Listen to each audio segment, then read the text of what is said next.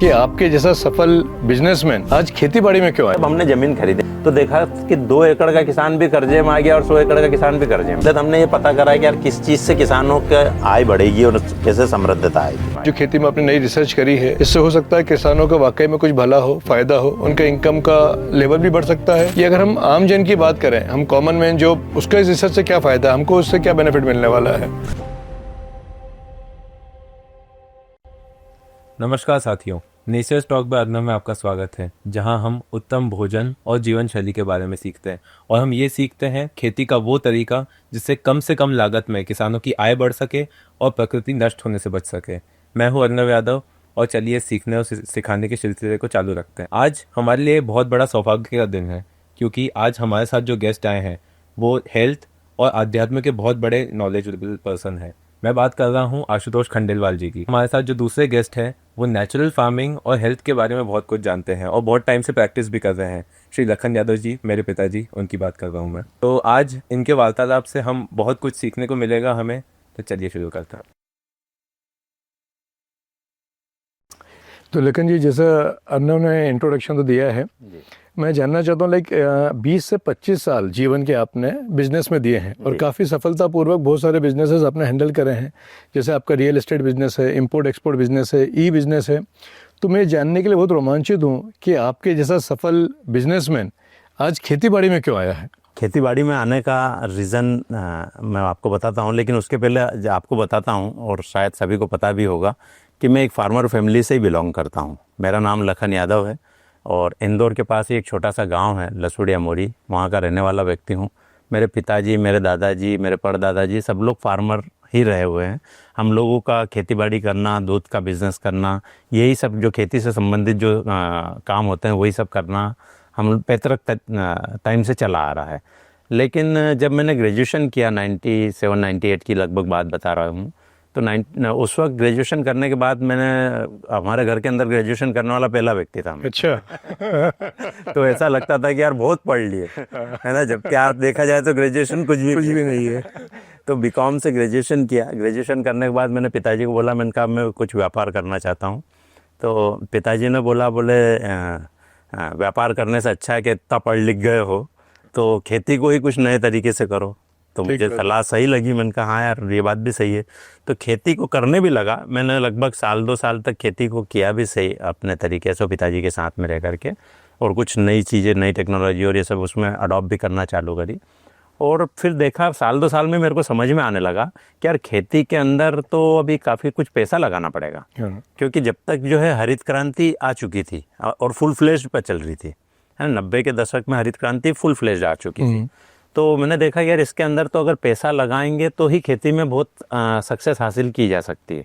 और उस वक्त हमारी माली स्थिति, मतलब इकोनॉमिकल कंडीशन कोई बहुत ज़्यादा अच्छी नहीं थी, तो इसलिए पैसा लगाने के लिए था नहीं खेती के अंदर, है ना। पिताजी ने कैसे तैसे करके तो हमको पढ़ा दिया, है ना। हम 5 भाई बहन है, 4 बहनें, मैं अकेला भाई हूँ। अच्छा। है ना। तो 5 भाई बहन हम, 1-2 मामा जी के लड़के भी साथ में रहते थे। तो 6-7 भाई बहनों को पिताजी ने अच्छे से पढ़ा दिया, चाहे उन्होंने कुछ भी तकलीफें उठाई हो, है ना, अपना जीवन कैसे भी व्यतीत किया हो, सब लोगों के साथ सभी। तो उन्होंने कैसे भी करके पढ़ा दिया, अपने को उस लायक बना दिया। अब वहाँ पर उस मुकाम पर मैं उनसे और बोलूँ कि मुझे और पैसे दो जब जाके मैं खेती करूँगा, तो ना तो था और ना वो दे सकते। ठीक बात है ना। तो फिर सोचा कि यार क्यों ना पहले कुछ पैसा कमा लिया जाए, और पैसा कमाने के बाद में फिर अपन वापस से खेती पर आएंगे। अच्छा, है ना। तो उस चाह से फिर मैंने अपना बिजनेस स्टार्ट करा। तो 12 सितंबर 1999 को मैं बिजनेस की दुनिया में कदम रखा, और उस दिन मैंने अपना पहला कंप्यूटर इंस्टीट्यूट चालू करा था, क्योंकि मैंने ग्रेजुएशन के दौरान कहीं ना कहीं DCA PGDCA थोड़े डिप्लोमा कोर्स कंप्यूटर के अंदर करे थे, है ना। कुछ लैंग्वेजेस भी सीख गया था मैं, C++ ओरेकल वगैरह ये थोड़ा जानता था। तो उस वक्त फिर मैंने अपना कंप्यूटर इंस्टीट्यूट चालू करा कि यार ज़्यादा से ज़्यादा बच्चों को पढ़ाया जाए और फिर यहाँ से पैसा कमाया जाए। लेकिन 1 साल के अंदर ही मेरे को समझ में आने लग गया कि यार कंप्यूटर इंस्टीट्यूट का भविष्य कुछ अच्छा नहीं है। क्योंकि ऐसा समझ में आया कि यार अगले 10-15 सालों में क्या होगा कि घर घर के अंदर कंप्यूटर हो जाएंगे और इसको सीखने की जरूरत नहीं पड़ेगी। ये नेचर में ही हो जाएगा, जैसे आज नेचर में। सही बात है। आज के इन बच्चों को अपने को सिखाने की जरूरत थोड़ी पड़ती, बिल्कुल है ना। वो कंप्यूटर स्कूल में कंप्यूटर क्लासेस हो गई और बहुत आसान हो गया। तो उस वक्त ये हमको प्रेडिक्शन आ गए थे कि यार इसका फ्यूचर बहुत अच्छा होने वाला नहीं है। तो उसी दौरान मेरे जो मित्र हैं, जो आज मेरे पार्टनर भी हैं, श्री विशाल खंडेलवाल जी, है ना, राजेंद्र ढाका जी, पंकज गंगोले जी, तो ये सब 3-4 लोगों ने के साथ में मिलकर के हमने कुछ बिज़नेस की शुरुआत करी। तो कुछ बिजनेसेस हमने किए, उसमें कुछ नेटवर्क मार्केटिंग को भी हमने आगे किया, फिर उसके बाद में इंपोर्ट एक्सपोर्ट के अंदर भी आए, फिर हम लोगों ने रियल इस्टेट के अंदर भी अपना लक आजमाना चालू करा। रियल एस्टेट तो शायद आपने एसएस इन्फिनिटस के नाम से शेयर को बहुत बड़ी सौगात दी हुई है आपने। हाँ, लेकिन वो एसएस इन्फिनिटस एकदम से नहीं आया, है ना। हमने रियल इस्टेट स्टार्ट करा 2006 से। 2006 में पहला प्लाट खरीदा और उस पर बिल्डिंग बनाने के हिसाब से। तो विशाल जी हमने डिसाइड किया यार इस पर अब अपन बिल्डिंग बनाते हैं, लेकिन उस वक्त तेजी आ गई। तो तेजी आ गई तो जो प्लाट खरीदा उसके भाव जो है डबल हो गए। खेती में वो नहीं होता। तो सोचा कि यार फिर इससे अच्छा इस प्लाट को बेच देते हैं, बिल्डिंग बनाने से अच्छा कि यूं ही कमा रहे हैं। तो उस प्लाट को बेच दिया। अब फिर उसके बाद में और एक प्लाट खरीदा, उसमें फिर 3000 फीट का, उसके ऊपर फिर बिल्डिंग बनाई। फिर वहाँ से फ्लैट होम बेचने का सिलसिला चालू करा, ये 2008 के आसपास से। फिर उसके बाद में 6000 फीट का प्लाट खरीदा, उस पर बिल्डिंग बनाई। फिर 12000 फीट का प्लाट खरीदा, फिर उस पर बिल्डिंग बनाई। ऐसे करते करते हम लोगों का रियल एस्टेट का सफ़र चल पड़ा। और फिर हमारी जो ज़मीनें थी जिसके ऊपर हम खेती किया करते थे, तो वहाँ खेती तो नए तरीके से नहीं करी, लेकिन कॉलोनी काटने का प्लान कर लिया, क्योंकि वो शहर के अंदर आ गए। अच्छा। तो वो प्रैक्टिकली सही भी नहीं था उस पर खेती करना लंबे टाइम तक। तो उसके ऊपर हमने फिर कॉलोनाइजिंग का प्रोजेक्ट लेके आ गए, जो कि आज एसएस इन्फिनिटस के नाम से जाना जाता है। फिर एसएस इन्फिनिटस के अंदर ही पिछले 10-12 साल से हम लोग अच्छे प्रयास कर रहे हैं और एक शहर को एक ऐसी टाउनशिप देने में कामयाब हुए जो कि इंटीग्रेटेड है, जिसके अंदर सभी तरह के प्रोडक्ट है ना। प्लॉट्स भी है, बंगलोज भी है, फ्लैट्स भी है, सुपर लग्जरी फ्लैट्स भी है, अल्ट्रा लग्जरी फ्लैट्स भी है, सभी तरह के उसमें प्रोडक्ट्स हैं। और बड़ा प्रोजेक्ट है जो अगले 10-15 सालों तक और चलेगा। हाँ, मैंने सुना भी इसमें शायद 101 एमिनिटीज काफी फेमस करा आपने उसको ऐड के थ्रू भी, बहुत सारे एमिनिटीज भी है। एक्चुअली क्या विशाल जी और हम जब एसएस इन्फिनिटस लॉन्च करने के लिए सोचा ना, तो उस वक्त हम लगभग 1.5 साल तक तो पूरे इंडिया में घूम करके रिसर्च कर रहे थे कि यार करना क्या है। ऐसी कोई टाउनशिप लेके आना है जो कि शहर की पहचान बने, है ना। इस वजह उद्देश्य से हमने 1.5 साल पहले उसके ऊपर रिसर्च किया एंड देन फिर उसकी शुरुआत करी। मतलब खेती जैसा डायरेक्ट एक्सपेरिमेंट नहीं किया, पहले रिसर्च करा उसके बाद टाउनशिप लाया। अभी आप कह सकते हो, लेकिन अभी जब मैं आपको अपनी खेती की स्टोरी बताऊंगा तो फिर वहाँ पर भी हमने बिल्कुल वही जानने के लिए तो बैठे आ रहे हो। तो इसी तरह से फिर हम लोगों ने इंपोर्ट एक्सपोर्ट के अंदर भी अच्छा बिजनेस फैलाया। अभी आज हमारे ऊपर वाले की दया से, आप लोगों के सहयोग से, चाइना के अंदर भी 2 ऑफिस है, एक दुबई के अंदर भी ऑफिस है, मल्टी कंट्रीज़ के अंदर हमारा बिजनेस इंपोर्ट एक्सपोर्ट का भी चल निकला और आज भी चल रहा है। तो रियल इस्टेट में भी हम आज भी कर रहे हैं, इंपोर्ट एक्सपोर्ट भी आज भी कर रहे हैं। ऐसे ही कई मल्टीपल बिजनेसेस और हमने स्टार्ट किए, लाइक ई बिज़नेस के अंदर, क्योंकि अभी जब तक टेक्नोलॉजी काफ़ी पीक पर आ गई तो हम लोगों ने सोचा कि यार ई बिज़नेस के अंदर भी अपने को आगे बढ़ना चाहिए। तो ई बिज़नेस में भी हम आगे बढ़ चुके हैं। ऐसे कई सारे बिजनेसेस के अंदर हम आगे बढ़ चुके हैं। अब धीरे धीरे करते जा रहे थे। तो 2014-15 के आसपास ही, मुझे एग्जैक्टली डेट तो याद नहीं रही, लेकिन 2014-15 की बात है जब हम रियल इस्टेट के अंदर काफ़ी पीक पर चल रहे थे, काफ़ी बिजी भी थे। उस वक्त मेरे जो एक पार्टनर हैं, जो मित्र भी हैं अच्छे, राजेंद्र ढाका जी, वो आए। वो भी फार्मर फैमिली से बिलोंग करते हैं, कांटा फोड़ के रहने वाले हैं। तो वो आए, वो इंपोर्ट एक्सपोर्ट बिजनेस देखते हैं। तो एक दिन वो उनका फ़ोन आया, बोले सर भैया आपसे मिलना है। तो मैंने कहा आ जाइए भैया। तो ऑफिस पे हम दोनों बैठे, तो जब चर्चा निकली तो मैंने कहा बताएं भैया। तो बोले भैया सब कुछ अच्छा चल रहा है ना, सारे बिजनेसेस भी अपने अच्छे ग्रो कर रहे हैं, लेकिन फिर भी मन में ऐसा है कि यार कुछ और करना चाहिए हमको। मैंने कहा ठीक है भैया करना चाहिए, उसमें कोई बुराई नहीं है, तब ऐसा सोचेंगे तभी तो आगे बढ़ेंगे। तो मैंने कहा हमें भैया क्या करना चाहिए कि सबसे पहले आपको फोकस करना चाहिए कि हमारी स्ट्रेंथ क्या है और हमारी वीकनेस क्या है। तो थोड़ा सा फोकस करा दोनों ने चर्चा के दौरान, तो ये निकल करके आया कि यार स्ट्रेंथ तो ये है कि आप भी किसान हैं, मैं भी किसान आपके पास भी ज़मीनें थी जिस पर कॉलोनी काट दी, लेकिन भविष्य में और खरीदना ही है ना। और मेरे पास भी ऑलरेडी वहाँ पर काटाफोड़ में उनके पास भी लगभग 100-1 एकड़ ज़मीन है। तो वो भी वहाँ के बड़े लैंडलॉर्ड है। तो ये हमारी स्ट्रेंथ हो गई। खेती हमारा गुर है, बिल्कुल, है ना, क्योंकि बचपन से, और बचपन तो छोड़ो, पीढ़ियों से खेती करते हुए हैं। तो वो हमारी एक्चुअल स्ट्रेंथ हो गई, है ना। और वीकनेस क्या है कि यार इतने बिजनेस फैला लिए, इतने बिजी हो गए हैं कि बहुत ज़्यादा समय नहीं दे सकते, है ना। ये हमारी वीकनेस है।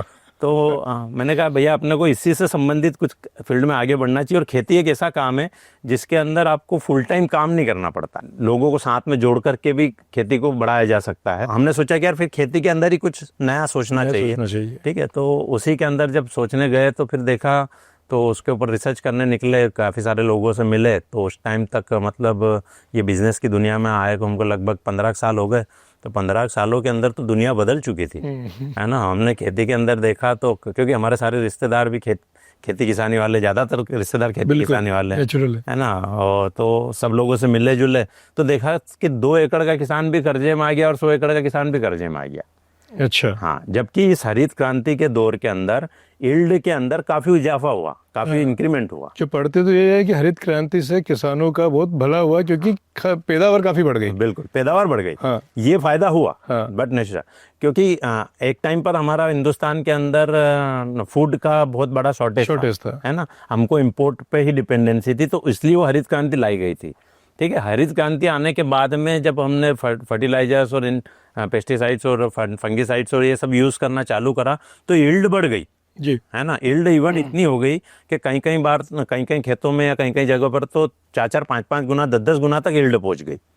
ठीक है, लेकिन फिर भी किसान कर्जे में आ गया। हाँ। है ना। तो क्यों कर्जे में आ गया, तो उसके ऊपर जब हम रिसर्च करने निकले, उसके ऊपर जब हमने खोजना चालू करा तो देखा कि क्या हुआ इस पूरे दौरान के अंदर कि कुछ तो गवर्नमेंट की पॉलिसियां भी ऐसी रही, है ना। गवर्नमेंट ने इजीली कर्जा जो इजी कर दिया, किसानों की सहायता के लिए किया। हाँ। मतलब वो अच्छे के लिए किया, लेकिन कहीं ना कहीं किसानों का भी जो इकोनॉमिकल ज्ञान है ना, नॉलेज जो है वो थोड़ा सा कमजोर होता है, क्योंकि वो अपने फील्ड का मास्टर आदमी होता है ना। इकोनॉमिक्स उसको इतना समझ नहीं पड़ता, तो उसके पास तो जब पैसा आता तो खर्चा कर देता। तो जब उसके पास लोन का भी पैसा आया तो उसने उस पैसे को अपना ही माना, है ना। उससे या तो गाड़ी खरीद के ले आया, या मकान में लगा दिया, या ट्रैक्टर खरीद के ले आया, है ना, और उसको खर्चा कर दिया। मैं ये नहीं बोल रहा हूँ कि सभी किसानों ने ऐसा किया होगा, है ना, लेकिन मैक्सिमम किसानों ने यह किया।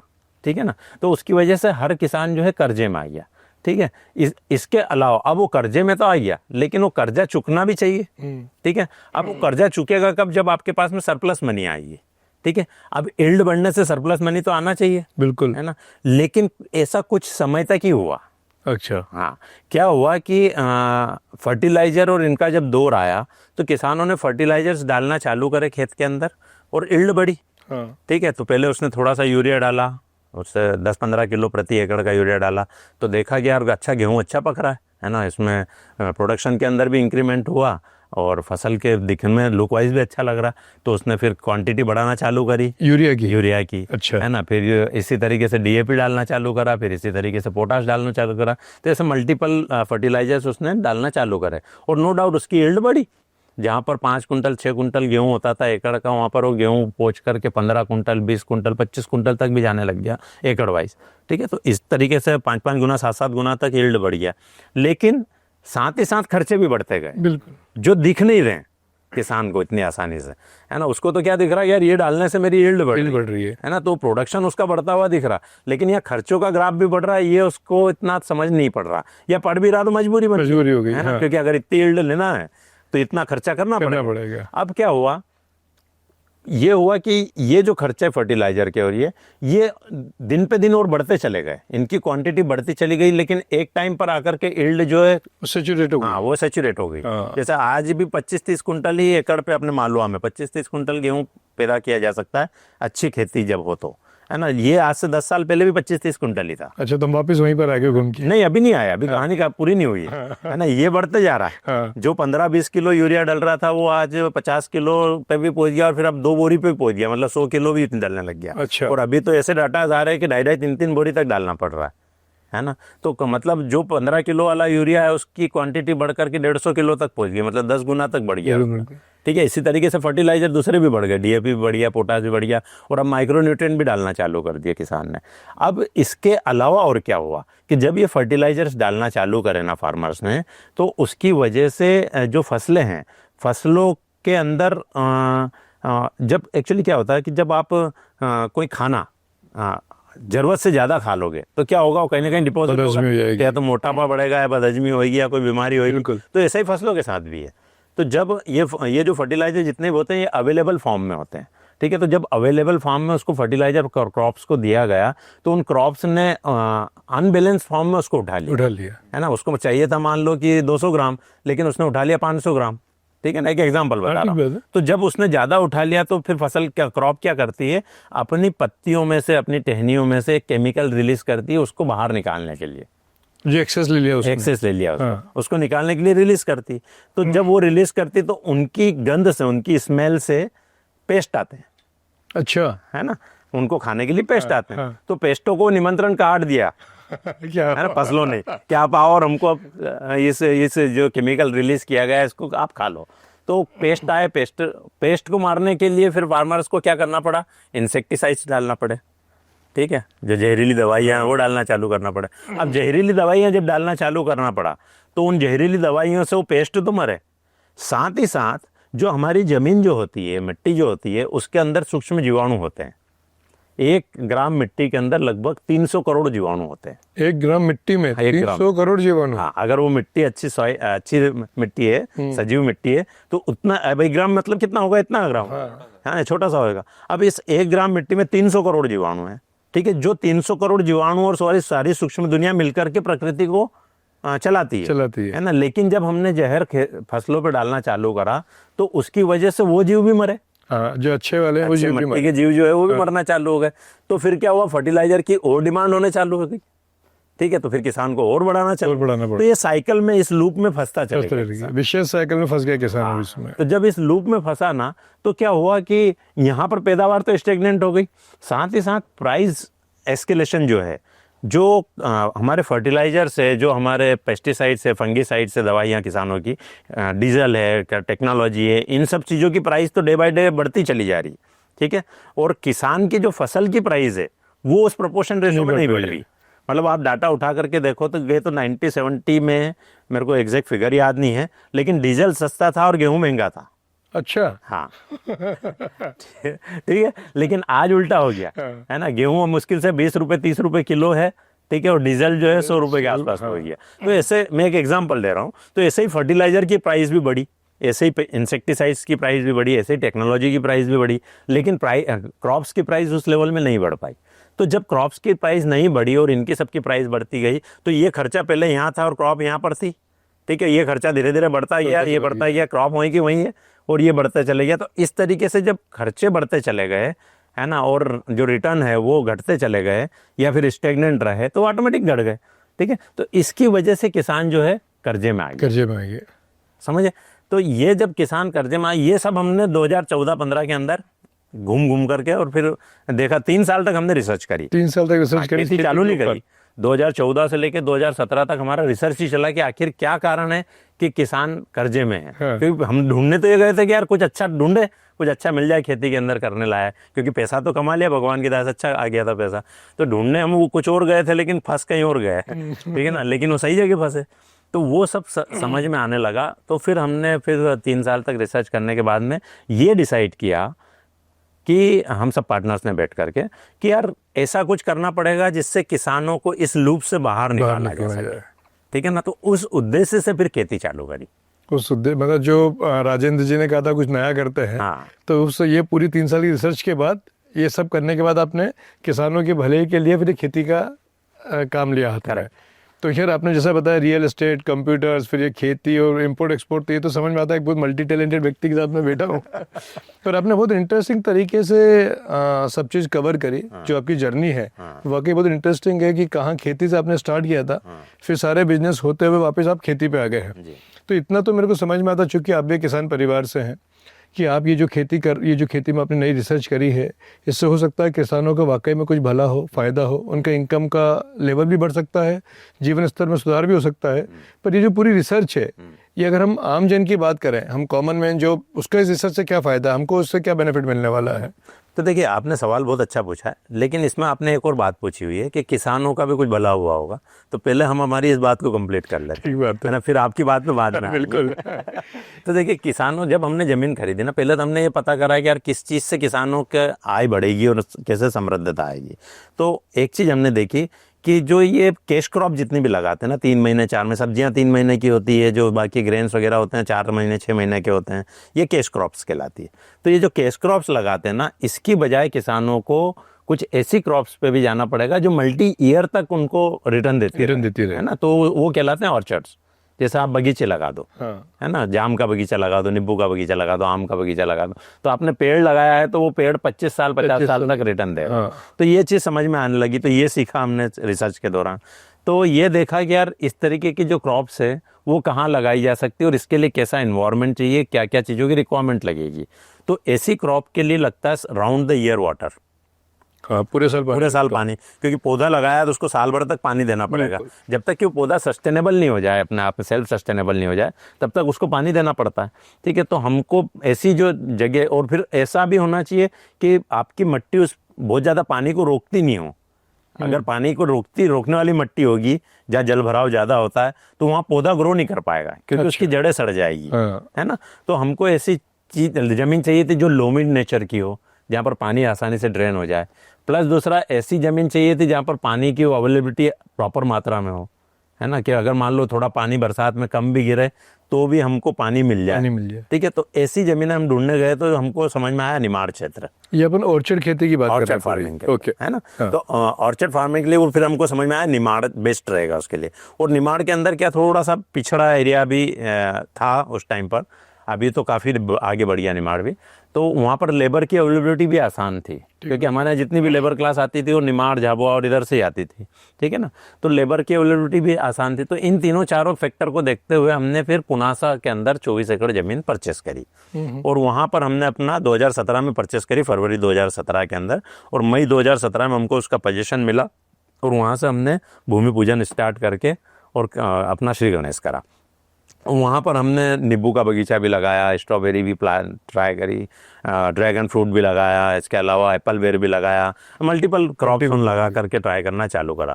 तो ट्राई करते गए, कुछ क्रॉप्स के अंदर हमको सफलता मिली, कुछ क्रॉप्स में हमको असफलता भी मिली। असफलता कैसे मिली कि हमने जो डाटास के आधार पर जो ऑल ओवर इंडिया से कलेक्ट किए थे, उन डाटास के आधार पर काम करना जब चालू करा तो वो कुछ क्रॉप हमारे यहाँ के एनवायरनमेंट को सूट नहीं कर पाई। तो जो रिटर्न वहाँ पर अदर स्टेट के अंदर आ रहे थे वो रिटर्न हमारे यहाँ आ ही नहीं सकते थे, क्योंकि एनवायरनमेंट चेंज था। ठीक है, सॉइल का टेक्सचर चेंज था। तो इस वजह से उन क्रॉप्स, उनके अंदर हमको लॉसेस आना चालू हुए। ऐसी कुछ क्रॉप्स थी जिनके अंदर हमको प्रॉफिट भी आना चालू हुआ। लेकिन जैसे आज स्ट्रॉबेरी हमने लगाई, उस टाइम पर 5-6 एकड़ की स्ट्रॉबेरी लगाई, तो उसमें अच्छा पैसा कमाया। ठीक है, खूब अच्छा पैसा मिला, और पैदावार भी अच्छी मिली। लेकिन फिर भी हमने स्ट्रॉबेरी को कंटिन्यू नहीं किया। क्यों? मतलब प्रॉफिट तो उसके बावजूद प्रॉफिट था उसके बावजूद भी। क्यों? क्योंकि जब स्ट्रॉबेरी को लगाई तो हमने देखा कि यार उसके अंदर 10-10, 12-12 केमिकल मिला करके स्प्रे करना पड़ रहा है। अच्छा, एक स्ट्रॉबेरी की फार्मिंग के लिए 10 से 12 तरह की केमिकल स्प्रे करने पड़ेगा। और केमिकल मतलब जहर। हाँ, मैक्सिमम केमिकल्स के अंदर तो जहर ही होता है, पेस्टिसाइड, फंगिसाइड, इन सब चीज़ों के अंदर। तो हमारा दिल गवारा नहीं करा कि यार इतना जहर हमारे हिंदुस्तान के भाइयों को अगर खिलाएंगे तो कहीं ना कहीं हेल्थ खराब होगी। मतलब पहले मेरे को स्ट्रॉबेरी खाने का बहुत शौक था, लेकिन जब से बोई फिर स्ट्रॉबेरी, मैंने स्ट्रॉबेरी खाना बंद कर दी। क्योंकि हमारे हिंदुस्तान में जो स्ट्रॉबेरी का गढ़ माना जाता है महाबलेश्वर, है ना, वहाँ के फार्मर्स से हम प्लांट लेकर के आए थे, और उन्होंने ही हमको पीओपी दी थी, प्रैक्टिस ऑफ प्रोडक्शन, है ना, इस टाइप से वो पीओपी उन्होंने बना के दी थी कि आपको क्या क्या स्प्रे करना और कब कब स्प्रे करना। मतलब वो भी करते हैं, है ना। उनसे पूछा, बोला हाँ हम भी ये सब करते हैं। तो वो भी इतना जहर मिला रहे हैं, तो इसलिए स्ट्रॉबेरी खाना ही बंद कर दी। ठीक है। और दूसरा एक स्ट्रॉबेरी का ड्रॉबैक और है, ये दूसरा ड्रॉबैक ये है कि स्ट्रॉबेरी जो खाई जाती है वो शौक से खाई जाती है, और ये बड़े लोगों का फ्रूट कहा जाता है। है ना। तो स्ट्रॉबेरी शौक से खाई जाती, तो आप, ये बेसिक तो है नहीं, बेसिक प्रोडक्ट तो है, बेसिक प्रोडक्ट नहीं। तो अगर हर किसान स्ट्रॉबेरी उगाने लग जाएगा तो सही बात, ओवर सप्लाई हो जाएगा। Over supply. मतलब 5-6 एकड़ की स्ट्रॉबेरी जब हमने बोई थी तो हमको इंदौर मंडी छोटी पड़ने लग गई थी। अच्छा। हाँ, हमने अहमदाबाद भी माल भेजा, हमने बड़ौदा भी भेजा, हमने भोपाल भी भेजा, दिल्ली भी भेजा, और जलगांव भी भेजा, मल्टीपल स्टेट्स के अंदर माल भेजा, तब जाकर के हमारी 6 एकड़ की स्ट्रॉबेरी कंज्यूम हो पाई। तो ये 2 बड़े ड्रॉबैक्स है। तो इसलिए ऐसी फसलों को हमने फिर लगाना बंद कर दिया और ना प्रमोट करना चाहा। ठीक है।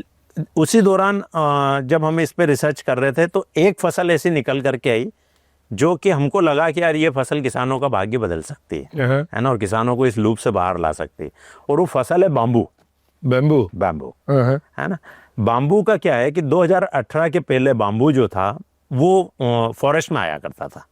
ठीक है। लेकिन 2018 के बाद में मोदी गवर्नमेंट ने इसको फॉरेस्ट से निकाल करके और ग्रास कैटेगरी में डाल दिया। अच्छा, है ना। तो जब ग्रास कैटेगरी में डाल दिया तो अब इसको काटने के लिए परमिशन लेने की जरूरत नहीं पड़ेगी। जब फॉरेस्ट में रहता है कोई प्लांट तो उसको काटने के लिए आपको फॉरेस्ट डिपार्टमेंट से परमिशन लेना पड़ेगा। ठीक बात है। तो किसान इतने वो उसमें पेचीदो स्थिति में नहीं जाता वो, है ना, वो पचड़ों में पड़ता ही नहीं, हाँ। है ना। और पचड़ों में क्या पड़े, हकीकत भी यही है कि आप जितनी परमिशन लेने जाओगे उतने लिफाफे देना पड़ जाएगा।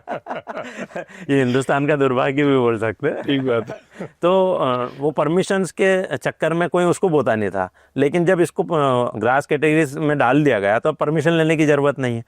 अब हमको बाम्बू कैसे मिला, है ना, बाम्बू ऐसे मिला कि मेरे जो पार्टनर है विशाल खंडेलवाल जी, वो कहीं फ्लाइट में आ रहे थे, तो उनके जो को सीट पर एक कोई व्यक्ति बैठे थे, देवोपम जी, जो कि बाम्बू के बारे में बहुत अच्छा जानकारी रखते थे। अच्छा। तो जब उनकी आपस में फ्लाइट में चर्चा चली होगी तो उन्होंने बताया कि यार ऐसा ऐसा, तो उन्होंने बोला यार सर ये है ना, मेरे पार्टनर है लखन यादव जी, तो मैं आपको उनसे मिलवाता हूँ, वो ज़्यादा अच्छे से इसको समझ पाएंगे, मैं तो इतना समझता नहीं हूँ। तो विशाल जी ने एयरपोर्ट पे फ्लाइट जो है लैंड होते ही मेरे को फ़ोन लगाया, बोले लखन भैया किसी से मिलवाना है, और मैं अभी सुबह सुबह की फ्लाइट थी उनके, कहीं से आ रहे थे, बॉम्बे या दिल्ली पता नहीं कहाँ से, तो बोले किसी से मिलवाना आपको, तो मैंने कहा ठीक है सर अपन ऑफिस में मिल लेते हैं। आई तो बोला आधे घंटे की मीटिंग अपने को करना रहेगी।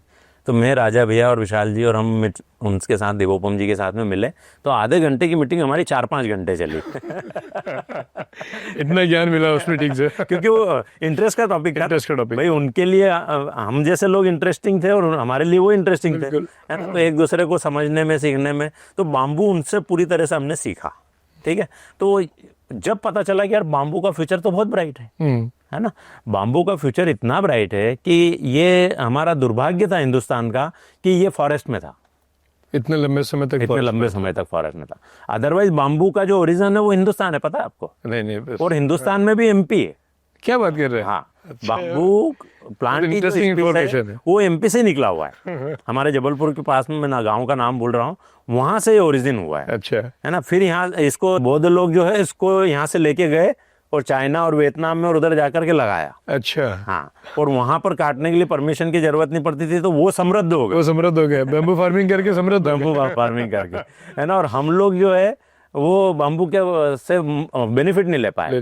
हो सकता है कि ये कहीं ना कहीं हम जो गुलाम रहे उस टाइम पर स्ट्रेटेजिकली भी प्लान किया गया हो, हाँ, ठीक बात है ना, इसकी भी संभावना है। हाँ, नहीं बोल सकते है ना कि यार ये अगर बाम्बू किसान लोग लगाएंगे तो इनमें समृद्धता आ जाएगी और फिर ये हमारी गुलामी क्यों करेंगे, ये भी सोच रही होगी शायद से। हाँ, ठीक बात है। लेकिन बीच में पहले भी शायद अटल बिहारी वाजपेयी ने या मनमोहन सिंह जी ने, किसी ने 2003 के आसपास, कौन गवर्नमेंट थी मेरे को याद नहीं आ रहा, तब भी बाम्बू को फॉरेस्ट से निकाल करके ग्रास में डालने की कोशिश की गई थी। अच्छा। हाँ, लेकिन बाम्बू मिशन उस वक्त सक्सेस नहीं हुआ था, है ना। लेकिन मोदी गवर्नमेंट जब बहुमत में आई तो उन्होंने इसको डाल दिया, है ना, और ये फाइनली फिर ग्रास कैटेगरी में। तो 2018 के बाद से बाम्बू के अंदर काफी कुछ काम होने लग गए। तो यहाँ से किसानों को भला होने लग गया कि उनका परमिशन के लिए नहीं जाना, तो उनको एक राह खुल गई। अच्छा। है ना। और आर्टिसन कंपनी जो देवोपम जी थे, वो आर्टिसन के मालिक है। अच्छा। ठीक है। तो उन्होंने आर्टिसन कंपनी के तहत किसानों को मोटिवेट करके, उनको लिटरेट करके और बाम्बू प्लांटेशन करवाना चालू भी कराया। ठीक है। हमने भी उनके साथ में 5 एकड़ का बाम्बू लगाया था बायबैक एग्रीमेंट करके। उन्होंने बोला था हम फैक्ट्री डालेंगे और आपका बाम्बू हम खरीद लेंगे। ठीक है। और उस एग्रीमेंट उन्होंने लिख करके एग्रीमेंट करके दिया। ठीक है। तो हमने भी फिर 5 एकड़ पे लगाया कि यार अपन भी ट्राई करके देखते हैं। तो 2019 या 20 के आसपास हमने उस पर लगाया 5 एकड़ के ऊपर। ठीक है। अब जब लगाया तो हमको ऐसा लगता है कि आर्टिसन कंपनी से एक भूल हुई। अच्छा। हाँ, ऐसा हमको लगता है। ओके। हो सकता है उनके पार्ट पर नहीं हुई हो, लेकिन हमको ऐसा लगता है कि ये भूल क्या हुई कि उन्होंने जो बाम्बू के प्लांटेशन करवाया ना, तो जो स्पीसीज उन्होंने सिलेक्ट की थी वो स्पीसीज उन्होंने सिलेक्ट की कटंगा। हाँ। तो कटंगा स्पीसीज के अंदर क्या होता है, कांटे बहुत आते हैं। अच्छा। है ना। तो जब हमने लगा दिया, उसके बाद जब हम रिसर्च करने निकले तो ऐसे खेत भी विजिट करे जिन्होंने हमसे पहले लगा दिया था। 2018 के अंदर, 19 के अंदर लगा दिया था। तो साल 1.5 साल के हो गए थे उनके पौधे। तो उनके जब पौधे हमने जाके देखे तो उसमें तो कांटे बहुत सारे हैं, क्योंकि जब छोटा पौधा होता है तब उसमें कांटे नहीं मालूम पड़ते हैं, जब थोड़ा बड़ा होता है तो कांटे फील होते हैं। तो देखा कि यार इसमें तो कांटे बहुत सारे हैं। तो जब कांटे बहुत सारे तो उसकी हार्वेस्टिंग होगी कैसे, क्योंकि जो लेबर उसको काटने जाएगी उसको तो कांटे से काम होएगा ना, लगेंगे कांटे। तो हमको उस वक्त समझ में आ गया कि यार ये प्रोडक्ट कहीं ना कहीं गलत है। ठीक है। तो हमने अपनी राह बदल ली। कैसे बदल ली कि अब हम फिर से रिसर्च करने निकले कि बाम्बू तो अच्छा है ना, लेकिन ये कटंगा नहीं अच्छा है। कौन सी प्रजाति होना चाहिए वो समझ प्रजाति होना चाहिए। तो जब हम रिसर्च करना ऑल ओवर इंडिया में निकले तो देखा 1429 तरह की वेरायटी आती है बाम्बू में। 1429 वैरायटी हाँ। केवल बेम्बू में। केवल बम्बू के अंदर। ठीक है, तो अब कटंगा तो एक है उसमें, बाकी 1428 बची हुई है। तब 1428 में से ये सिलेक्शन करना था कि हमारे यहाँ के एनवायरनमेंट में कौन सा बाम्बू चल जाएगा, कौन सा बेम्बू चल जाए, क्योंकि सारी वैरायटी हमारे यहाँ थोड़ी चलेगी। कहीं पर ठंडी ज्यादा होती तो कहीं पर कोस्टल एरिया होता तो कहीं पर क्या होता। अब जैसे हमारा सेंट्रल इंडिया है तो सेंट्रल इंडिया का थोड़ा सा ड्राई नेचर होता हाँ। है ना। यहाँ गर्मी में टेम्परेचर 48 डिग्री 50 डिग्री तक भी चले जाता है और हवा के अंदर नमी नहीं रहती उस टाइम पर। रहती है। ठीक है, तो हमको हमारे यहाँ के एनवायरनमेंट के हिसाब से और हमारी मिट्टी की टेक्सचर के हिसाब से वैरायटी सिलेक्ट करना पड़ेगी। तो फिर जब उसके ऊपर रिसर्च करने लगे तो देखा है कि यार 3-4 वैरायटी 5 वैरायटी ऐसी है जो हमारे सेंट्रल इंडिया में सर्वाइव अच्छे से कर सकती है। जैसे टुल्डा हो गया, बालकुआ हो गया, डिस्ट्रिक्टस हो गया, न्यूटन हो गया, इस तरीके की कुछ वैरायटीज़ है जो कि हमारे यहाँ पर सर्वाइव कर जाती। तो हमने फिर उनके प्लांट्स रिसोर्स करना चालू करे और फिर उन प्लांट्स उनको लगाने का प्रक्रिया चालू करी। ठीक है, तो जब हमने लगाना चालू करा तो अब हमको ये समझ में आ गया कि बाम्बू बहुत अच्छा प्रोडक्ट है। ठीक है, तो हमने फिर 24 एकड़, तब तक तो 24 एकड़ पे R&D कर रहे थे, फिर ज़मीनें एसएस ग्रुप ने लेना चालू करी, बढ़ाना चालू करी और बाम्बू लगाना चालू कर दिया। तो आज की तारीख में आपको बता करके बड़ी खुशी हो रही है मुझे कि लगभग हम 350-400 एकड़ पे बाम्बू लगा चुके हैं। मतलब जब 6 एकड़ से स्टार्ट किया था वो 400 एकड़ तक पहुंच चुका है। बहुत बड़ा। और ये ऐसा हुआ जो किसी से बाय चांस मीटिंग हो गई फ्लाइट में, हाँ। और एक प्रोडक्ट निकल गया, उसका अपना 400 एकड़ में बम्बू कर दिया। बहुत बढ़िया। कितना कायनात जो आप जो सोचते हो शिद्दत से, तो कायनात पूरी मिल जाती है। कोई ना कोई आता माध्यम तो बन के। हम खेती में कुछ शिद्दत से सोच रहे थे, जी, जी। है ना। उसी टाइम फ्लाइट में दिवोपम जी का विशाल जी से मिलना हुआ और हमको बांस के बारे में जानकारी मिली और आगे बढ़ गए, है ना। तो इसलिए, और दूसरा एक और बेनिफिट आपको बताना भूल गया बाम्बू के अंदर कि बाम्बू तीसरे नंबर का ऐसा प्लांट है पूरी प्रकृति के अंदर जो कि सबसे ज्यादा ऑक्सीजन प्रोड्यूस करता है। अच्छा। हाँ, जैसे पीपल हुआ, नीम हुआ, ये जो काफी ऑक्सीजन निकालते हैं, है ना। कार्बन डाइऑक्साइड काफी बड़ी मात्रा में ग्रहण करते हैं। तो तीसरे नंबर का बाम्बू है जो कि ऑक्सीजन प्रोड्यूस करता है। मतलब अदर प्लांट से अगर कंपैरिजन करे जाए तो 35% ज्यादा ऑक्सीजन रिलीज करता है और कार्बन डाइऑक्साइड को सोखता है। ठीक है, तो जब इतनी कार्बन डाइऑक्साइड, क्योंकि ग्लोबल वार्मिंग क्या है ना, पूरी carbon dioxide, green house gases, ये सब वायुमंडल के अंदर घूम रही है, वही ग्लोबल वार्मिंग का कारण बन रही है। हाँ। क्यों? क्योंकि जंगल कटते चले जा रहे हैं, है ना। अब आज आपको बताऊं कि आप भी शायद जानते होंगे या हो सकता है डाटा समझते होंगे, अगर किसी भी देश को स्वस्थ रहना है, ग्लोबल वार्मिंग जैसा या क्लाइमेटिकल चेंजेस जैसे चैलेंजेस को सामना नहीं करना है, तो उस देश के अंदर 33% जंगल होना चाहिए। 33% जंगल होना चाहिए किसी भी देश में। किसी भी देश में। ठीक है, आपको जानकर के हैरानी होगी कि आज हमारे हिंदुस्तान के अंदर 19.5%, अच्छा 33% होना चाहिए, वो 19.5%, और हमारे मध्य प्रदेश के अंदर 7.5%। 7.5% की बात, 7.5%, 25% के भी करीब नहीं है अपन। हाँ, तो एनवायरमेंट तो बिगड़ नहीं है, बिगड़ नहीं है। आप देखिए कि अपने बचपने के टाइम पर गांवों में पेड़ ज्यादा होते थे, शहरों में पेड़ कम होते थे। हाँ। अभी उल्टा हो गया, गांव में पेड़ कम हो गए और शहरों में पेड़ बढ़ गए। क्यों? क्योंकि गवर्नमेंट ने पॉलिसीज बना रखी, क्योंकि हम रियल एस्टेट से जुड़े हुए हैं। गवर्नमेंट की पॉलिसी है कि आप कोई भी टाउनशिप काट रहे हो तो 10% आपको ग्रीनरी छोड़नी है। ठीक है, तो आपकी मजबूरी में पेड़ लगाना। ठीक होता है। ठीक है, तो रोड के किनारे पेड़ मिलते हैं। आज अपन रिंग रोड पे चलते हैं अपने, देखते हैं कितने अच्छे पेड़ दिख रहे हैं, है ना। आप गाँव में चले जाओ रोड पे, रोड ट्रिप के ऊपर, आप देखोगे कि खेत ही खेत नजर आएंगे, पेड़ नजर नहीं आएंगे। पहले पेड़ क्यों होते थे? क्योंकि मेड़े चौड़ी होती थी, उनके ऊपर पेड़ होते थे। क्यों? क्योंकि किसान को पेड़ रखना मजबूरी थी, क्योंकि वो बेलों से खेती करता था, तो बेलों को भी छांव चाहिए रहती थी आराम करने के लिए। किसान खाना खाता था, बैठता था, विश्राम करता था, तो उसको भी छांव की जरूरत लगती थी, है ना। प्लस पहले के लोग प्रकृति प्रेमी होते थे, तो उनको चिड़िया से भी प्रेम था, मोर से भी प्रेम था, सबसे प्रेम था। ठीक है, आज मॉडर्नाइजेशन आ चुका है ना, ट्रैक्टर आ चुके हैं, अब ट्रैक्टरों में भी एसी आ चुका है। अच्छा। तो किसान का जो काम दिन भर के अंदर बेलों से होता था, वो आज 1 घंटे के अंदर ट्रैक्टर से करके आ जाता, तो उसको विश्राम करने की जरूरत नहीं। और ट्रैक्टर महाशय को भी जरूरत नहीं है विश्राम करने की, वो घर आके विश्राम कर लेंगे। ठीक बात। तो इसकी वजह से किसानों ने क्या करा, अपनी मेड़ों को छोटा कर दिया, है ना, वहां से पेड़ों को हटा दिया, क्योंकि जहां पर पेड़ होता है उसके नीचे फसल भी खराब होती। ठीक है, लेकिन उसके बहुत सारे दूसरे फायदे भी होते हैं। ठीक है ना, लेकिन वो एक कहीं ना कहीं किसान को लगता है कि यार मेरा इतना वेस्टेज भी जा रहा, बेल है नहीं, छांव की जरूरत है नहीं खेत पे बैठने के लिए, हद से हद पूरे खेत में एक पेड़ होगा तो भी चलेगा। ठीक है ना, क्योंकि मोटरसाइकिल से आजकल वो खेती करता है, तो बाइक लेकर के उस पेड़ की छांव में चले जाएगा।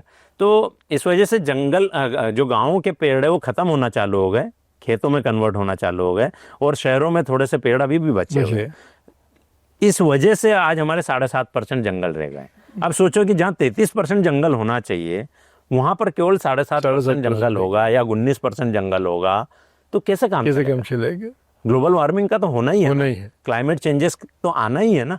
आप देखो ना, अभी हम मई में बैठे हुए हैं, पिछले 10-12 दिन से मई लग ही नहीं रहा कि मई है ना। कितना टेम्परेचर डाउन है, 28 डिग्री 30 डिग्री ये टेम्परेचर हो रहा है। बरसात पिछले पता नहीं कितना 18-20 सालों में, मैंने डाटा पढ़ा था कहीं पर, 18-20 साल या 48 साल के अंदर पहली बार ऐसा मई में हुआ कि इतनी बरसात इंदौर के अंदर हुई। 50%। तो ये सब क्लाइमेटिकल चेंज है। गर्मी में ठंड आ जाती है, बरसात आ जाती है, ठंड में गर्मी आ जाती है, बरसात में गर्मी आ जाती है, ठंड आ जाती है, कुछ तो भी चल रहा जी। है ना। ये इस वजह से चल रहा है क्योंकि ग्लोबल वार्मिंग हो रही है ना। तो बाम्बू जो है कहीं ना कहीं कुछ हद तक इस ग्लोबल वार्मिंग को बचाने का भी काम करेगा। अच्छा, क्यों? क्योंकि आज जैसे 400 एकड़ पे हमने लगाया, अब बाम्बू लगा हुआ है ना। ठीक बात है। जहाँ पहले खेतों की मेड़ पे ही पेड़ लगे हुए थे, अब तो खेत के खेत में पूरे खेत के खेत बाम्बू लगा और दिए। हमने कोई भी खेत जो जिसको बोलते हैं फूड ग्रेड लैंड जो होती है ना, वो हम परचेस करके बाम्बू नहीं लगाते हैं। अच्छा। हाँ, अनकल्टिवेटेड लैंड परचेस करते हैं जो किसी के काम की नहीं है। अच्छा, मतलब वहाँ वैसे भी खेती नहीं हो सकती? वैसे भी खेती नहीं हो रही, वहाँ अपने बैम्बू लगा दिया। वहाँ पे हमने उसको थोड़ा सा लेवल करते हैं, उसको इरिगेशन वगैरह का वहाँ पर अरेंजमेंट करते हैं और उस पर हम बाम्बू लगा देते हैं। अच्छा। तो दो फायदे हैं उससे कि एक तो फूड ग्रेड लैंड खराब नहीं हुई। होती है ना, और दूसरा फायदा है कि वो जमीन सस्ती मिल जाती, ठीक बात है। जो किसी के काम की नहीं, वो हमारे काम की। ठीक काम की है। ये बिजनेस है, आपके काम का भी है। और रहे रियल एस्टेट के आदमी, तो उसको डेवलप कैसे करना होता अच्छे से अच्छी तरह आता है। आपने खुद ने देखा पुनासा पहले क्या था और आज क्या हो गया। सही बात। पुनासा को मैं बोलता हूँ स्वर्ग बनाया आपने, बहुत अच्छा नाम दिया, सुकून विला, बहुत अच्छी जगह बनाई। मेरे पिताजी भी बोलते हैं कि पुनासा पहले खांडव प्रस्थ था और अब इंद्रप्रस्थ हो गया। अच्छा, 2 शब्द में सबको समझ में आ गया। याद है ना, खांडव प्रस्थ तो पांडवों को जो मिला, पांडवों को जो मिला था, बिल्कुल। तो खांडव प्रस्थ से इंद्रप्रस्थ हो गया ड्यू टू ओनली ट्रीज। हाँ, वहाँ की ब्यूटी केवल ट्रीज है। ट्रीज है। वो जो घर है 2 कमरे का, वो उसकी ब्यूटी नहीं है। बिल्कुल ठीक बात। हमने जब वहाँ भूमि पूजन किया था तो एक इतना बड़ा नीम का पौधा था, है ना, जिसके फोटोग्राफ्स आज भी मेरे पास में है 2017 के।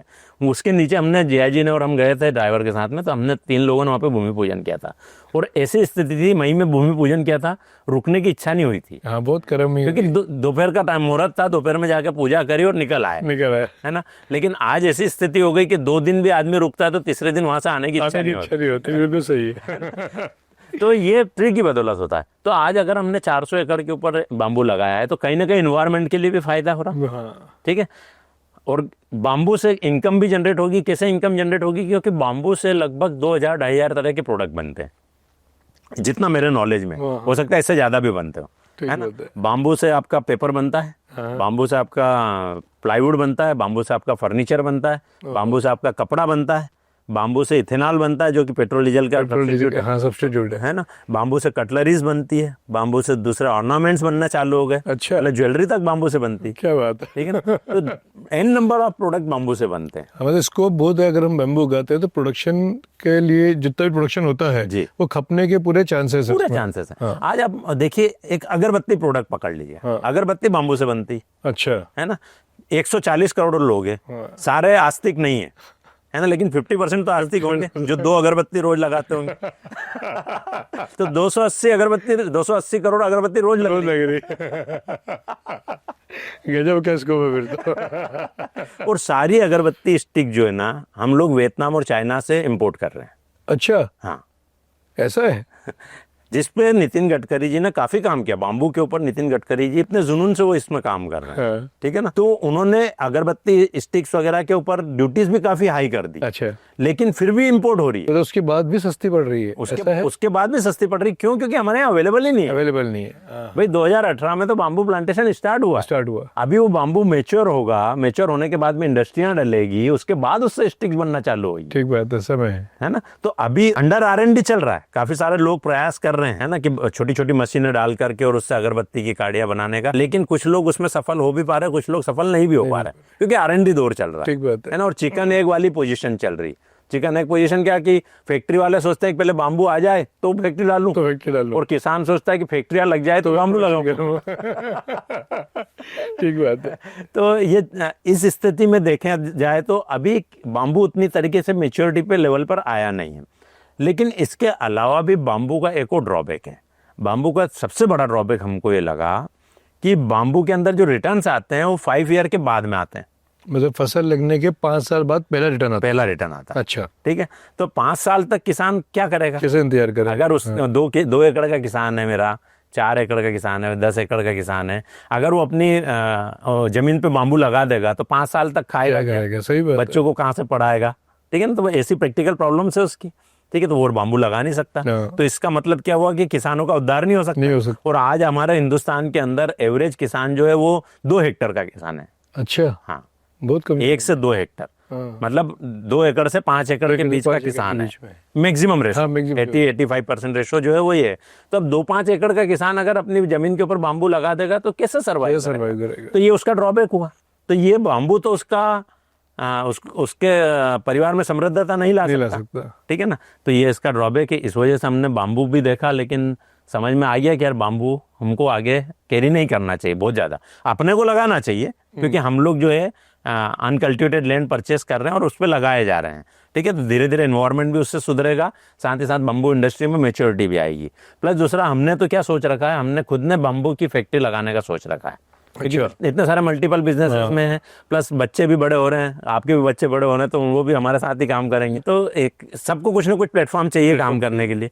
तो अगर हमारे पास खुद का रॉ मटेरियल होगा, बांबू होगा, और खुद की फैक्ट्री लगा लेंगे, तो दोनों एक दूसरे को कॉम्प्लीमेंट करेंगे। ठीक है, तो जब हम रिसर्च करने निकले, पिछले साल 1.5 साल पहले ही मैं रिसर्च करने निकला था बांबू पे ऑफिस से, तो कुछ में हमारे परिचित है मोरबी के अंदर और उधर, तो उनकी फैक्ट्रियां भी हमने विजिट करी, जो कि वुड वेस्ट से ये पार्टिकल बोर्ड बनाते हैं। अच्छा, हाँ, तो उनसे जब हम मिले तो हमने देखा कि यार बहुत अच्छा काम है। तो उनसे हमने पूछा कि यार बांबू से पार्टिकल बोर्ड बन सकता है कि नहीं, तो बोले बिल्कुल बन सकता है। अच्छा, है ना, तो हमने कहा ठीक है, हम बांबू आपको भेजना चालू करें? तो बोले हाँ भेज सकते हो, लेकिन 250 टन रोज भेजना पड़ेगा। 250 टन रोज? हाँ, क्योंकि उनकी फैक्ट्री चलाने के लिए उनको 250 टन रोज चाहिए। और अगर बोले हमने अपने हमारी मशीन में चेंज करा, क्योंकि अभी वुड बेस से बना था, वुड जो है थोड़ा सॉफ्ट होता है, बांबू थोड़ा हार्ड होता है, तो बोले हमको हमारी मशीन में थोड़ा सा टेक्निकली चेंज करना पड़ेगा। तो चेंज कर देंगे, फिर इसमें केवल बांबू ही चाहिए रहेगा, वुड बेस से काम नहीं चलेगा। तो बोले फिर हमको 250 टन रोज चाहिए। अब उसके हिसाब से कैलकुलेशन करने गए तो उनकी एक मशीन चलाने के लिए हमको 1200 एकड़ का बांबू चाहिए। एक मशीन चलाने के लिए 1200 एकड़ का बम्बू? हाँ, अभी मेरे को आपके 400 एकड़ बहुत बड़े लग रहे थे, और अब देखता तो वो छोटा लगा। तो इतना बांबू चाहिए तब जाकर के एक फैक्ट्री की एक मशीन चलेगी। अब अगर आपको उस मशीन में एक्सपांशन करना हो, तो आपको ऐसी 10 मशीन लगाना है, तो 12,000 एकड़ चाहिए। सही बात है ना। तो उनने भी बोला, उनने भी ऑफर दिया हमको कि अगर आपने 300-400, उस वक्त शायद 250-300 एकड़ पे हमने लगा दिया था, तो बोले 250-300 एकड़ पे अगर आपने बम्बू लगा दिया है, आप 1200 एकड़ तक लगा दीजिए, और आपका अगर फैक्ट्री डालने का मन नहीं हो तो आप हमको बोल देना, हम हमारी फैक्ट्री लेके वहाँ जाएंगे। अच्छा, मतलब मशीन यहीं लगा देंगे? हाँ, क्योंकि यहाँ से उसका जो डिस्टेंस है मोरबी का, वो हमारे इंदौर से लगभग 700-750 किलोमीटर है। तो ट्रांसपोर्टेशन कॉस्ट बहुत आ जाएगी, जो कि उस प्रोडक्ट की कॉस्ट से महंगा हो जाएगा। ठीक है, तो उनका कहना कि परवरेगा नहीं, इतना ट्रांसपोर्ट लगा करके परवरेगा नहीं। तो या तो हाँ हम इतना लगा लें यहाँ पर, या फैक्ट्री उठा करके वहाँ जाए। तो बोले वो ज़्यादा आसान है फैक्ट्री वहाँ। तो बोले या तो हम पार्टनरशिप में फैक्ट्री लगा लेंगे, या हम ही लगा लेंगे, है ना। आप हमको 10 एकड़ जमीन दिलवा देना, 10 एकड़ में हमारी फैक्ट्री चल जाएगी। अच्छा। पर केवल एक कमिटमेंट देना पड़ेगा कि पूरा 1200 एकड़ का हमको दोगे। तो कहने का मतलब स्कोप बहुत है, स्कोप बहुत है। सही बात, ठीक है ना। और दूसरा एनवायरमेंट भी अच्छा हो रहा है, तो ये फायदा भी है। ठीक है। तीसरा, किसानों की आय भी बढ़ेगी। अब किसानों की आय कैसे बढ़ेगी कि मेरा 2 एकड़ 5 एकड़ का किसान भाई नहीं लगा सकता, लेकिन वो अपनी मेड़ पे तो लगा सकता है ना। हाँ, जहाँ मेड़ उसने नहीं लगाया, जहाँ पेड़ लगाता था उसकी जगह पे बांबू लगाना शुरू कर देगा, है ना। तो बॉर्डर के ऊपर अगर उसने बांबू लगा दिया तो उससे फायदा क्या होगा कि एक तो उसको एक एक्स्ट्रा इनकम चालू हो जाएगी, है ना। कम बांबू को भी परचेस करने वाले हम लोग बैठे हुए हैं। हम किन किसानों को मोटिवेट कर रहे हैं? अपने आसपास के किसानों को, जिनसे हम बांबू परचेस कर सकते हैं भविष्य में। ठीक है ना। दूर वाले को अगर हमने कमिटमेंट भी कर दिया तो बेचारा वो ट्रांसपोर्टेशन सिस्टम में मर जाएगा। ठीक है ना। तो पास वाला फिर भी दे सकता, 50 किलोमीटर 100 किलोमीटर वो अपने ट्रैक्टर से भर के ला सकता है। ठीक है ना। आदमी मंडी लाता ही है ना अनाज, जैसे बम्बू ला करके अपनी फैक्ट्री पर डाल देगा, तो उसको ये फायदा हो जाएगा कि उसका हम बाम्बू खरीद लेंगे। ठीक है। दूसरा फायदा उसको क्या होगा? उसको दूसरा फायदा ये होगा कि उसका हीट वेव्स जो आती है, जो गर्मी के अंदर गर्म हवाएं चलती है, जैसे आपने देखा होगा फरवरी में अचानक से गर्म हवाएं चालू हो जाती, फरवरी एंड में या मार्च में अचानक से, उस वक्त गेहूं की फसल खड़ी रहती है। तो जैसे ही गर्म हवाएं चालू होती है कि 8 दिन के अंदर हरा गेहूं पीला दिखने लग जाता है। अच्छा, क्योंकि उस हीट वेव्स की वजह से वो जल्दी जल्दी पकने लग जाता है। जब वो जल्दी पकता है ना, उसकी नॉर्मल स्पीड से तेज तेज पकता है, तो उस दौरान क्या होता है कि उसका दाना बारीक रह जाता अच्छा, है ना। तो उस हीट वेव्स की वजह से किसान को नुकसान होता नुकसान हो गया। है। ऐसा ही कोल्ड वेव से भी नुकसान होता है।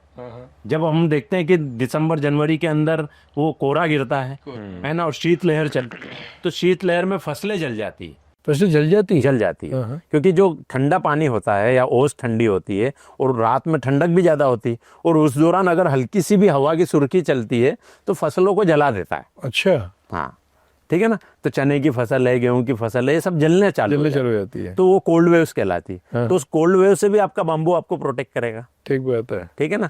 तो आपको इनकम भी दे रहा है, इनकम भी हीट वेव्स और कोल्ड वेव से प्रोटेक्ट भी कर रहा है। चौथा फायदा ये है कि जो बाम्बू अपनी मेड़ पर वापस से आ जाएगा तो एनवायरमेंट को फायदा होएगा, ठीक है ना।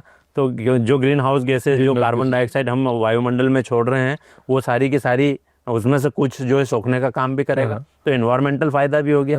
पांचवा फायदा क्या होएगा कि जो सूक्ष्म दुनिया है, जो मैंने अभी आपको बोला था कि 1 ग्राम मिट्टी में 300 करोड़ जीवाणु होते हैं। तो वो हाई टेम्परेचर में वो जीवाणु मरते हैं। हाँ, जब 35 डिग्री टेम्परेचर से ऊपर टेम्परेचर जाता है तो मिट्टी के जीवाणु मरना चालू हो जाते हैं। और 35 डिग्री टेम्परेचर अगर वायुमंडल का है, एनवायरमेंट का है, तो जमीन उस वक्त तपरी होती है, धूप में होती है, तो धूप का टेम्परेचर तो और ज्यादा होता है, क्योंकि 35 तो अंदर कमरे का है ना, तो धूप का तो हो सकता है 40-45 हो या 48 हो, ठीक है ना। और 48 डिग्री में हो सकता है 55 डिग्री हो, ठीक बात है। और जब खेत में आप थर्मामीटर लगाओगे उस दौरान, तो खेत गर्म हो चुका होगा, तो खेत का और ज्यादा मिलेगा, 60-65 डिग्री।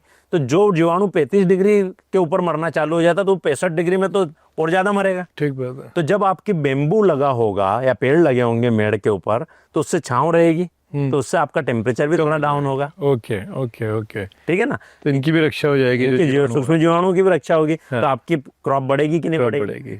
ठीक है, तो ऐसे बहुत n नंबर ऑफ फायदे हैं मेड़ पर प्लांटेशन करने के भी। ठीक है, तो ये बाम्बू के अंदर, ये बाम्बू को आप सब क्रॉप के रूप में आगे बढ़ा सकते हो। मतलब मेन क्रॉप नहीं रहेगी, जो आप किसानों के लिए रिसर्च कर रहे थे कि समृद्धि कैसे बढ़े, उसमें ये मेन क्रॉप नहीं रहेगी, लेकिन जो उनकी क्रॉप है उसके साथ में मेड़ पे लगा के सब क्रॉप के रूप में फायदा दे सकते हैं। ओके, तो ये हमको 2020-21 के अंदर समझ में आ जाता। ठीक बात, ठीक है कि यार इसको बहुत ज्यादा आगे कंटिन्यू नहीं कर सकते। और ये रिसर्च से समझ में आया। इतना जब घूमे फिरे, डाटा इकट्ठे करे, है ना, कर करके भी देखा, तो इन सब चीजों से समझ में आया। अब इन सब चीजों को जो समझे तो खर्चा भी लगा, है ना, लगभग 2-2.25 करोड़ रुपए हम इन्वेस्ट कर चुके थे R&D में, जमीन के अलावा। हाँ, मेरे पार्टनर तो बोले लखन भैया आप तो यहाँ से कमा रहे हो और वहां जाकर गड्ढे में डाल रहा लेकिन उनको भी इतना समझ में आता है, विशाल जी को भी, क्या लखन भैया कुछ कर रहे हैं मतलब सही कर रहे हो है ना। तो इतना इन्वेस्ट भी किया, और इतना इन्वेस्ट करके केवल बस भावना ये थी कि यार मेरे किसान भाइयों का कुछ फायदा हो सके और हम अपने देश के लिए भी कुछ अच्छा काम कर सके। तो इस सोच से हम आगे बढ़ते चले गए, लेकिन फिर भी अभी किसान अधूरा है। हाँ, मैं वही पूछ रहा था कि अभी भी आगे बम्बू नहीं, तो फिर किसानों के लिए क्या है जिससे समृद्धि है, तो आपका जो मिशन है उसका आगे क्या हुआ? अब इसी दौरान क्या हुआ कि इसी दौरान एक कोरोना करके बीमारी आई। कोरोना आया था, तो उस कोरोना काल के अंदर जो सेकेंड लेयर आई थी, तो सेकेंड लेयर में जो लॉकडाउन लगा था, उस लॉकडाउन के दौरान मैं पूरे टाइम खेत पे था। लॉकडाउन के समय? अच्छा, लॉकडाउन के समय मैं जैसे तैसे चले गया था, है ना, और पूरा टाइम खेत पे था, क्योंकि मेरे को दिख रहा था खेत में बहुत सारे काम करवा लेता हूँ ये फुर्सत के टाइम में। तो क्योंकि फर्स्ट लॉकडाउन में बोर हो गए थे रामायण देख देख करके है ना, वही काम था, दिन भर रामायण देखो, कुछ ना कुछ पका लो, कुछ थोड़े बहुत गाने वाने गा। फर्स्ट लॉकडाउन में समझ में आ गया था, तो सेकेंड लॉकडाउन का जैसे अंदेशा हुआ कि मैं खेत पे चले गया। अच्छा, और सेकेंड लॉकडाउन के दौरान खेतों के अंदर मैंने खूब काम कराया, क्योंकि गांव में कोई इतना पकड़ा धकड़ी नहीं था खेतों में, और हमारा जो खेत है वो तो जंगल में है, बीचों बीच में, कोई गांव भी नहीं है, 2-2 किलोमीटर तक कोई आसपास गांव नहीं है। अच्छा, तो जंगल के बीचों बीच है मतलब वो।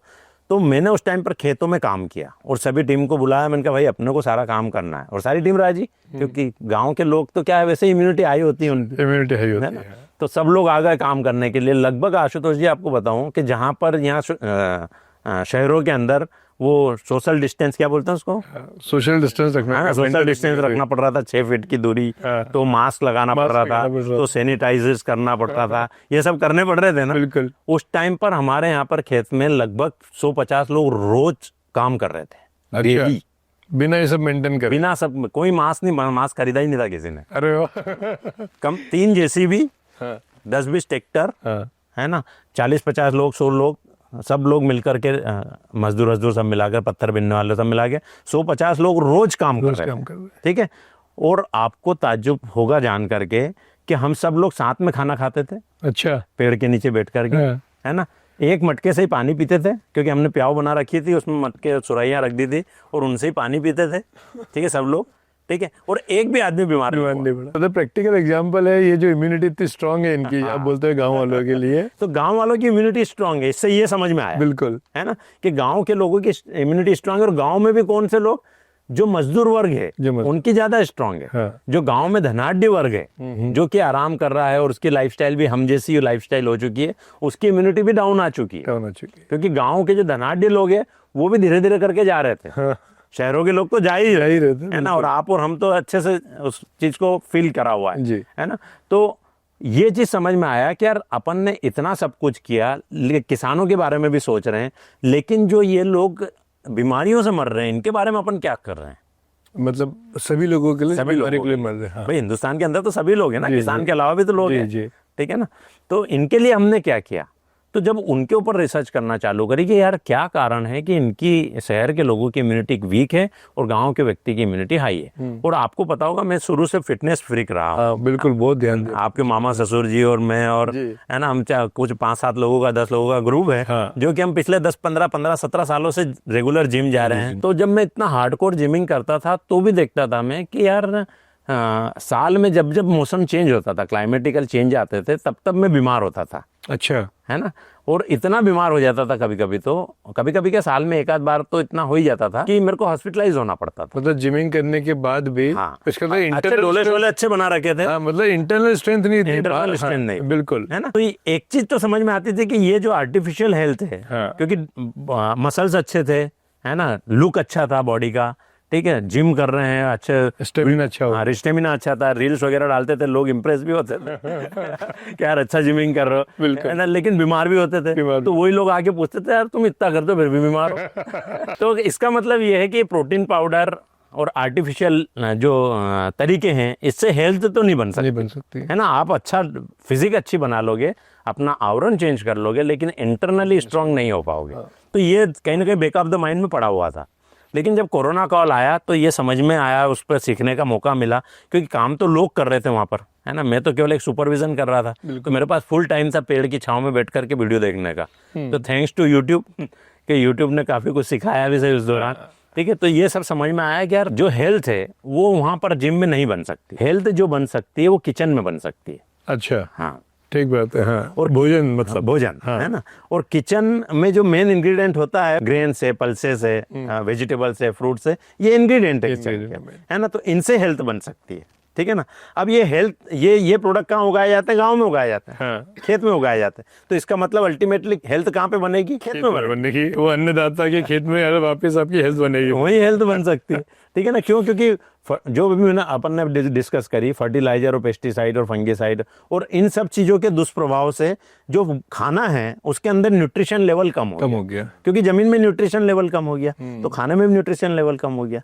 तो उसकी वजह से हम जो खाना खा रहे हैं वो खा तो रहे, पेट तो भर रहा है ना, लेकिन वो हमारी बॉडी को जितने न्यूट्रिशन की जरूरत है न्यूट्रिशन प्रोवाइड नहीं कर रहा, जहर भी डाल रहे हो, जहर भी डल रहा है, ठीक है ना, इनडायरेक्टली जहर भी आ रहा है। तो इसकी वजह से हमारी हेल्थ बन नहीं सकती जब तक कि खेत की हेल्थ नहीं बनेगी, है ना। तो ये सीखने का मौका मिला और यहीं पर क्लिक हुआ मुझे, यार किसान के पास तो कितनी बिग अपॉर्चुनिटी है। जैसा कि हमने जाना अच्छा भोजन क्या होता है, तो जो आने वाली चीज़ें हम बात करने वाले हैं वो ना सिर्फ किसानों के लिए बल्कि हम जो नॉर्मल लोग हैं सबके लिए इम्पोर्टेंट है। और ये जो डेफिनेशन ये कहीं आपको किताबों में या ग्रंथों में नहीं मिलेगी, ये लखन यादव जी का एक जीवन का एक्सपीरियंस है, उनकी साक्षी है, जो कि आज ये हमें बता रहे हैं। तो अगर आपको और डिटेल में जानना है तो अगले पॉडकास्ट तक बने रहिए। तब तक के लिए नमस्कार।